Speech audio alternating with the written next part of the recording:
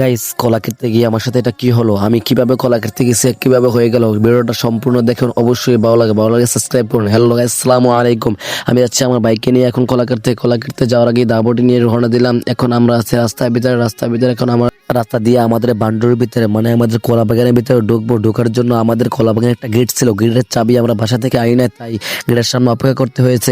গেটের উপরে দিয়ে যেতে হবে, তাই আমরা অনেক চেষ্টার পরে আমরা এখনো খুঁজে পাচ্ছি না কিভাবে যাবো। আমার ভাই দেখি গেটের উপরে দিয়ে যাওয়া শুরু করেছে, তারপরে আমার ভাই ওপারে গেল, তারপরে আমিও গেলাম। যাওয়ার পরে ওখানে আমরা গাছগুলো দেখেছিলাম, এখানে অনেকগুলো গাছ লাগানো হয়েছে, পেয়ারা গাছ এবং কমলা গাছ এবং মালটা গাছ, বিভিন্ন গাছ লাগানো হয়েছে। এখানে আম গাছ লাগানো হয়েছে, তারপরে নারিকেল গাছ লাগানো হয়েছে। এগুলো দেখেছিলাম কিভাবে ঠিকঠাক হয়েছে কিনা। এদিকে আমরা কলা কলা কাটা শুরু করলাম। আমার ভাই তো একটা গাছ কেটে ফেলেছে। কেটার সাথে আমার ভাই ঠেলাঠেলি করা শুরু করছে, কলা নামাতে পারছে না। তারপরে অবশেষে কলাটা ফলিয়ে দিল। তারপরে এটা কাটতে হবে, কাটার পরে এই কাঁচা খেয়ে ফেলতে হবে। হা হা, এটাই বাস। হ্যালো গাইস, আমরা এখন আমাদের একটা গাছের পাড়া শেষ হয়ে গেছে, এখন অন্য গাছটা শুরু করবো। গাইস, আমার ভাই তো কলা কাটলো, আমিও চেষ্টা করলাম, কলা কাটার চেষ্টা করলাম, কিন্তু আমারটা বিফলে গেল, কারণ আমারটা কাটার সাথে সাথে পানির ভিতরে পড়ে গেল।